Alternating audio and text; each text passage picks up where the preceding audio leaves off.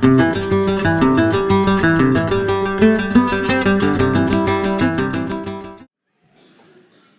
and gentlemen, I'd like to open the closing session with a few remarks and maybe takeaways that only will reflect maybe 1% of what's been discussed and covered. Most interestingly, I learned an hour ago why Finnish people are the most happy people in the world. It was clarified by me by the representative of Oulu, which is one of the northernmost destinations in Finland. And he said that Finnish people are actually very pessimistic, maybe the most pessimistic people in the world. So everything that happens, which is good and positive, makes them happy. So they also constantly made happy. Actually, it replaces my notes. It complements, yes. I think of an excellent perception. I actually thought until an hour ago, that Finnish people were happiest in the world because they have these wonderful public libraries. I've seen the Oodi, one in Helsinki, and that was the best library I've ever seen in my life. So those of you who go to Helsinki for 1 or 2 days or 3 days, put Oodi on your bucket list as number 1. Go there and see, just see. I won't say anything else. Right, so sustainability is probably the word that's used most in this event. While others have actually also on this stage just maybe the S words to avoid. Because it's not suitable in B2C communication. Of course, among us, it's a concept on which we understand that we can communicate and so, okay, we basically are on the same frequency, radio frequency on what it is. But travelers, clients, consumers don't have so many different perceptions on what it is. So it's maybe better to talk about values that are underlying it, or that are maybe even attracting visitors, and more attractive to visitors to a destination, to a business, than the word sustainability. Like, this is a sustainable destination, this is a sustainable business, it won't help. Talking about good food, responsible food, nature-related things, quality of life, culture, probably helps more. So I'd loved also I should have known this probably years before, but the Visit Estonia, the Estonia strategy on sustainable tourism, actually so weaving sustainability aspects into the food and the nature and the culture-related values, and then translate that, focus that into local places. So I think that's a wonderful concept. I'll encourage you also to check that presentation by Tim and Imbi. I think that was one of the eye-openers for me today. And because also there is some links, some QR links to very interesting websites and documents. So I would say that's a takeaway from today. Also talking more about sustainability and sustainable tourism, I've heard a lot today and yesterday that sustainable tourism does not exist. So we can say, oh, we have the Global Sustainable Tourism Council, and we have this and this sustainable tourism conference and talking about. It doesn't exist, right? Guys and girls, stop talking about it. Because there's always an elephant in the room that we can't solve. It's the travel footprint. So you can have maybe sustainable tourism around the corner in your village, but that's basically it. And that's also another elephant in the room is offsetting, the idea that you can actually compensate your travel footprint with offsetting. I think that as long as we focus on sustainability, we will only be dealing with limiting impacts. Now, is that enough? We have invited Anna Pollock to this event because we think that we have to go beyond sustainability. I won't repeat her words, but I would say check that presentation again, and we will receive also an annotated presentation from Anna after this event. I think that's my second takeaway. Sustainability in tourism is not enough. We need to focus on making real contributions from tourism to local communities, to people, and to the planet. We need to engage in climate mitigation without escaping into offsetting. We need to engage in climate adaptation, inevitably. I mean, some of the impacts of climate change are already unfolding, so we have to adapt to that. But it should not replace our efforts in climate mitigation. UN experts tell us that we should invest as much energy into adaptation as into mitigation. I'd like to underline that. That is the important thing to do. We have to measure our success in a different way. Not focusing on numbers of visitors, numbers of arrivals, number of overnight stays, maybe not even in numbers of employees. But, for example, well, it indicates obviously that are more qualitative, like satisfaction. How happy, how satisfied are our visitors and our residents with the type of tourism that we offer them in their place? The reduction of footprint, which is always relative, so it's never really quantitative. So what can we do to reduce all aspects of our footprint? On climate, also on biodiversity, plastic footprint. I mean, there is still plastic in this event today. Don't count number of labels or percentage of labels, but rather the extent to which our business sector is involved in performing well in these aspects that I mentioned.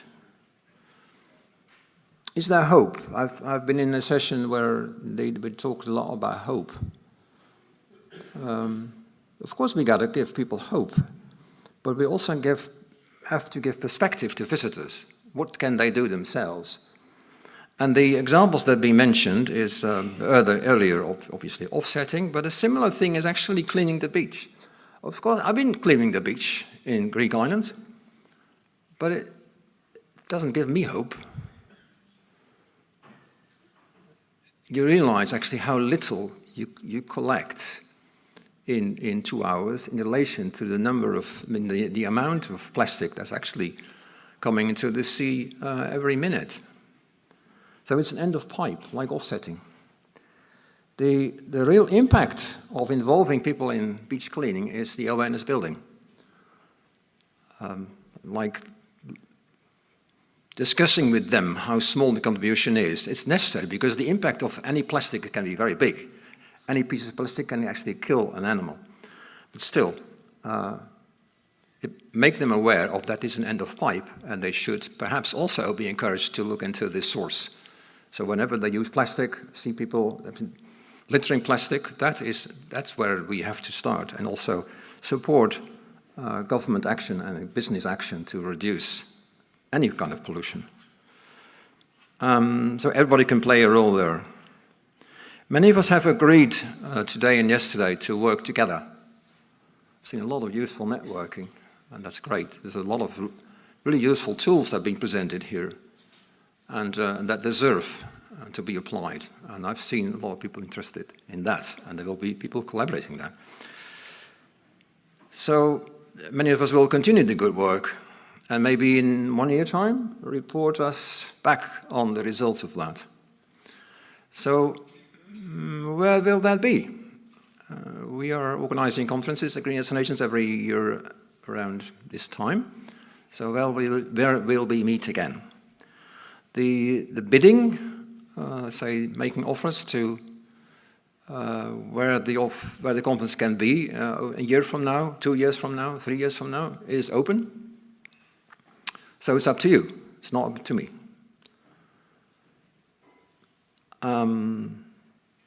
So the global event 2024, we've had initial bid from Chile, which will be interesting. In that case, we will have also regional conferences because we think that it will increase the footprint for those participating in that. So in that case, we'll also have an event, maybe German speaking or whatever way in Europe, maybe East Asia. So there is things that maybe you would find attractive to host or support. 2025, it's open until the end of the year. The bidding for the next year is going to close this month. And for 2026, yes, it's principal open, but we have received yesterday evening an excellent offer from Slovenia, which will be 10 years after our first conference. So I'll tell no more. Can we meet again tomorrow? Yes, we can meet again tomorrow. Some of us will. Of course, the registration is closed, but I'd like to conclude my closing statements with asking Magda to tell us in a few minutes what will happen tomorrow. Magda.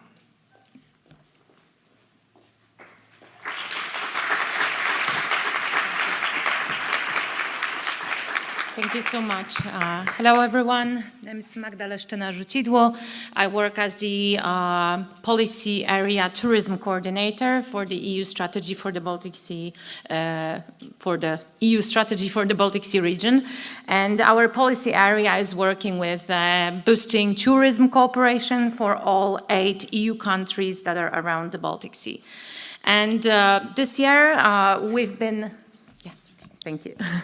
This year, we've been alerted at the beginning of the year by our friends and colleagues here from Estonia, from Visit Estonia and Visit Tallinn, that this great conference is happening here in October.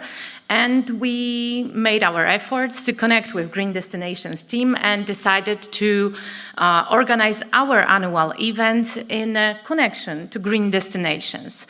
And this way we have a follow-up event, so to say, to Green Destinations, and we organize the Baltic Sea Tourism Forum tomorrow.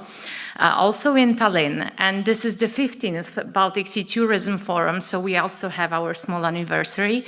And this is a meeting for all tourism practitioners, stakeholders who are interested in enhancing tourism cooperation, local tourism organizations, regional, national. We have some business representatives there. Because we started a cooperation with Green Destinations, we also thought that our event should definitely connect to the theme of being green. So this year we work under the theme towards greener and more sustainable tourism in the Baltic Sea region. And this is the moment where I can just only tell you that we have still few spots left. So if you're interested, but you missed the registration, there is still possibility to attend the event tomorrow. The easiest way to check the agenda of what we will be talking about tomorrow is to check the agenda of Green Destinations, and there you can see under the listing for tomorrow there is a link to Baltic Sea Tourism Forum with the agenda, with all the information that we're meeting in Radisson Collection Hotel. We will be talking about even more practical examples from the green tourism in the BSR. We will talk about the regenerative tourism, about sustainable leisure boating. We will have a special guest, Ms. Alessandra Priante from World Tourism Organization. So we will talk also a lot about the current topics and trends in green tourism.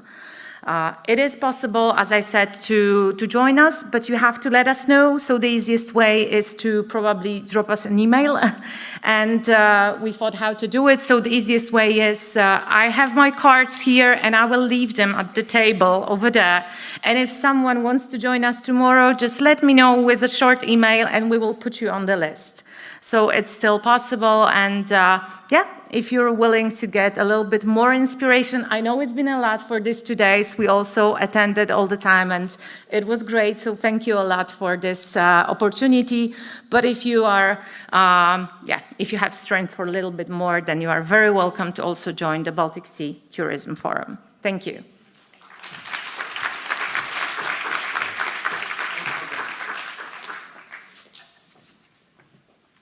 I would now like to invite Imbi and Helle to the podium to share their feelings about the event.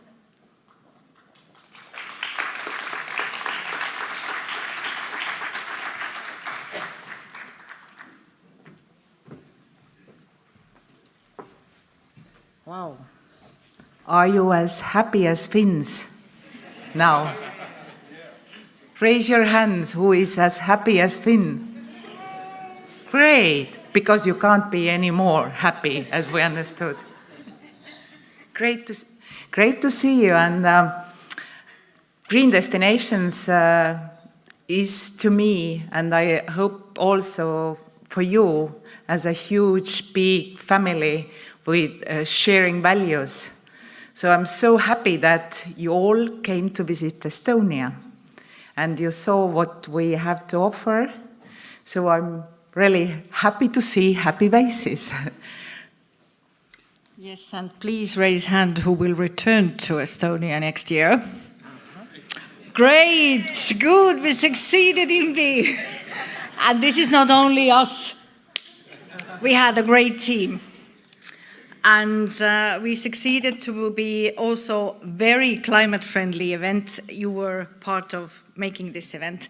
And we want to now start to say thank you to all those who made this event possible. Yes. First of all, Albert, you choose us.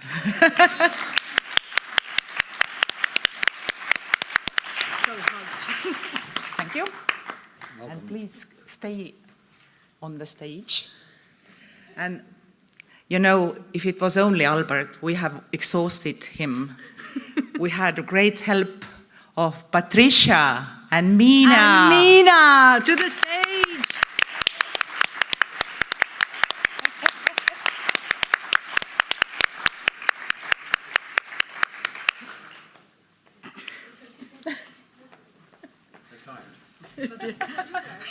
No, we are not tired. We are just very happy.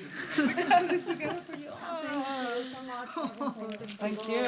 Thank you for having us. They're a bit Thank you. Please, pictures. Where's the photographer?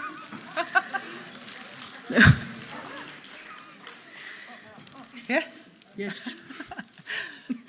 So the next will be the big help as a technical organizer. Yes. So YOLOS, I think YOLOS is one of the greatest Estonian event agency. Iti, without you, this and event Laura, was not who possible. put up the yesterday's party.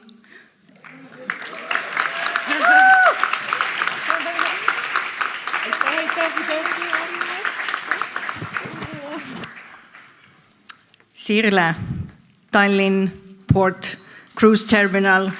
Without your building, we would have not succeeded to 9.5 in climate score. And what a wonderful venue. I hope you all agree. And René, come also. Please. Hey, these are for you.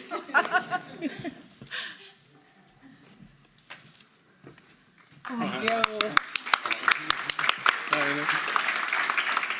And the catering companies. And did you like the food? No, please, big applause to our catering companies. Not only today, yesterday, but also to the Seaplane Harbour for the dinner. So I hope that you like the choices and the good local Estonian food. And this is first reason why you return. The second reason is happy Estonians. And all the GD team, please come on the stage to make a picture.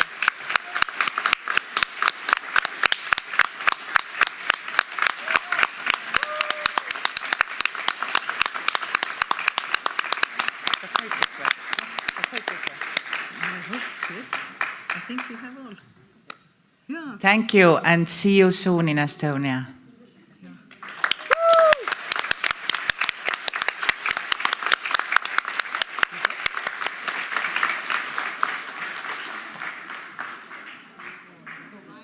There's a photographer. Oh, the photographer is there. Maybe some music. Now we can start to dance again.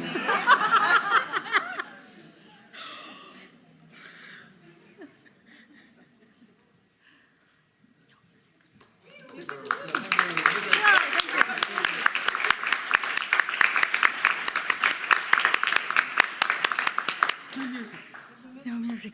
E.T. is We on the have to stage. sing ourselves. We don't have any music.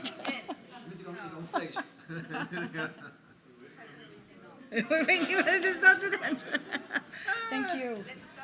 Thank you.